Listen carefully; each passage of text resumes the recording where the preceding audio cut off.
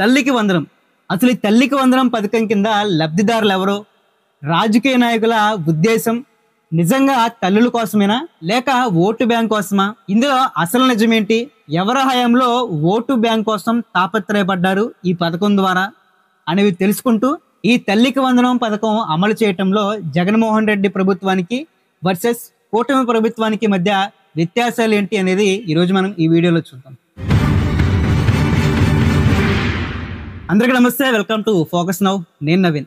నిన్న అంటే జూన్ 12వ తేదీన ఆంధ్రప్రదేశ్లో ప్రతి విద్యార్థి తల్లిదండ్రులు ఒక పండగ వాతావరణాన్ని సంతోషంగా సెలబ్రేట్ చేసుకున్నారు.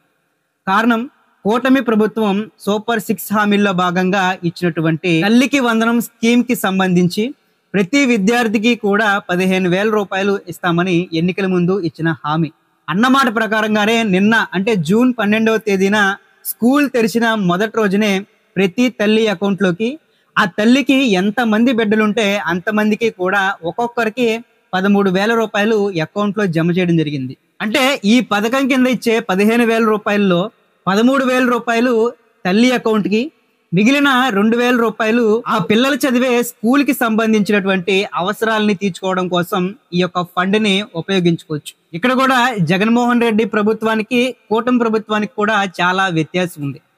జగన్మోహన్ రెడ్డి హయాంలో అమ్మఒడి ఇచ్చింది కుటుంబంలో ఒక్కరికి అయినప్పటికీ కూడా అందులో 2,000 కట్ చేసి ఆ కట్ చేసిన అమౌంట్ని స్కూల్ బాత్రూమ్లు కడగాలని లేకపోతే చెత్త ఎత్తాలని అనేక సాకులు చెప్పి ఆ 2,000 రూపాయల అమౌంట్ని హెచ్ఎంఏ అకౌంట్లోకి వేసేవాళ్ళు.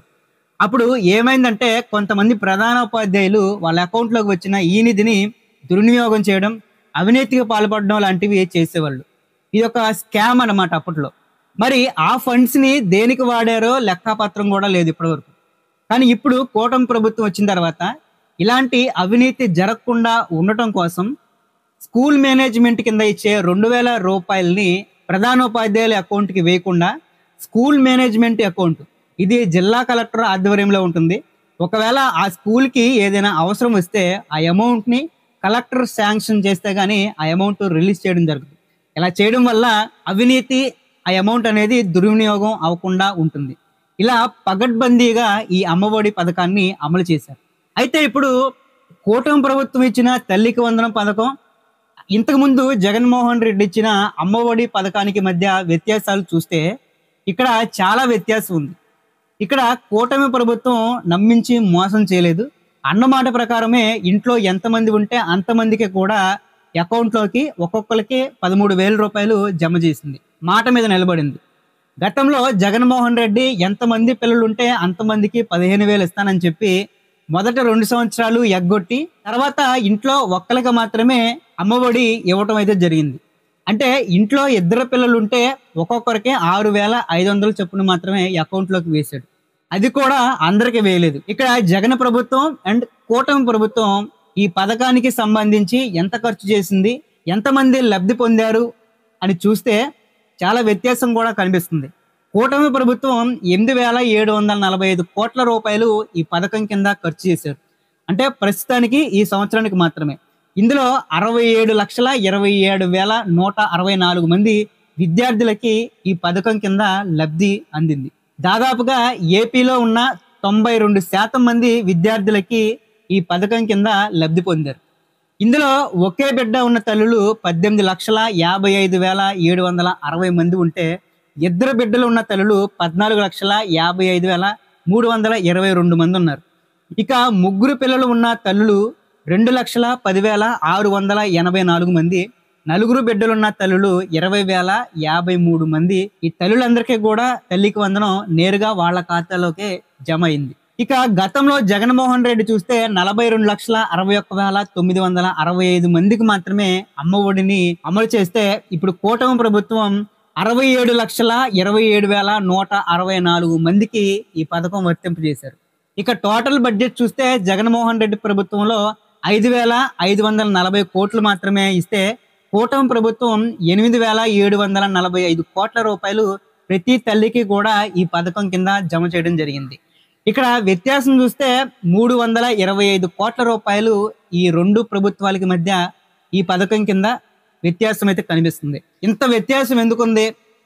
వీరందరూ కూడా జగన్మోహన్ రెడ్డి ప్రభుత్వంలో ఏమైపోయారు, వీళ్ళందరికీ ఎందుకు ఇవ్వలేకపోయారు అంటే, ఇక్కడ జగన్మోహన్ రెడ్డి పార్టీలు చూశాడు, కులాలు చూశాడు, ముఖ్యంగా పార్టీ ఏతరులకు అంటే వైసీపీ కానీ చాలా మంది వరకు కూడా ఏ పథకం కూడా వర్తింప చేయలేదు అనేది ఇది గ్రౌండ్ లెవెల్ వాస్తవం.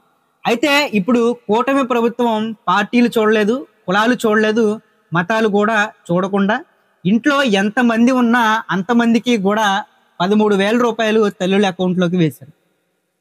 ఇక్కడ చూసుకుంటే దానికి ప్రధాన సాక్ష్యంగా చూసుకుంటే పశ్చిమ గోదావరి జిల్లా పెంటపాడు మండలంలో ఒక కుటుంబంలో 4 పిల్లలు ఉంటే ఆ 4 పిల్లలకి కూడా ఒక్కొక్కరికి 15,000 ఇచ్చారు. అంటే 60,000 రూపాయలు ఆ కుటుంబం లబ్ధి పొందింది.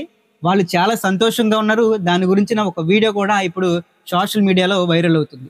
ఈ మాటకు వస్తే కూటమి ప్రభుత్వాన్ని మనందరం కూడా అప్రిషియేట్ చేయాల్సినటువంటి అవసరం ఉంది. అధికారంలోకి వచ్చిన మొదటి సంవత్సరమే ఇది అమలు చేయాల్సి ఉన్నప్పటికీ కూడా కొంత సర్వేలు కానివ్వండి, రిపోర్ట్లు తదితర అంశాల వల్ల ఈ తల్లికి వందనం మొదటి సంవత్సరం ఇవ్వడం అయితే జరగలేదు. కానీ ఈ సంవత్సరం ఖచ్చితంగా అమలు చేయడం అనేది చేశారు. ఇది ఒక శుభ పరిణామం. ఆంధ్రప్రదేశ్లో ఈరోజు విద్యార్థులు తల్లిదండ్రులందరూ కూడా సంతోషంతో ఉన్నారు. ఇక ఇటు చూస్తే గవర్నమెంట్ స్కూల్ విద్యార్థులకి బ్యాగులు, షూస్, సాక్స్, తర్వాత యూనిఫామ్స్, 2 జతల యూనిఫామ్స్, టెక్స్ట్ బుక్స్ ఇవన్నీ కూడా, ఇక యూనిఫామ్ అయితే మంచి క్వాలిటీతో ఉన్న యూనిఫామ్ ని అందిస్తున్నారు. ఇక్కడ ఎడ్యుకేషన్ మినిస్టర్ నారా లోకేష్ చేసినటువంటి సంస్కరణ మామూలు సంస్కరణలు కాదు. అది లోకేష్ యొక్క నాయకత్వ లక్షణం, పరిపాలన, విద్యార్థులపై, యువతలపై, వారి భవిష్యత్తుపై చూపించే ఆలోచన విధానాన్ని ప్రదర్శిస్తుంది. ఇక ఈ తల్లికి వందనం కూటమి ప్రభుత్వం తల్లి పట్ల గౌరవాన్ని ప్రకటించింది. విద్యా వ్యవస్థ గౌరవాత్మక నిర్మాణమే ధ్యేయంగా నారా లోకేష్ పనిచేస్తున్నారు.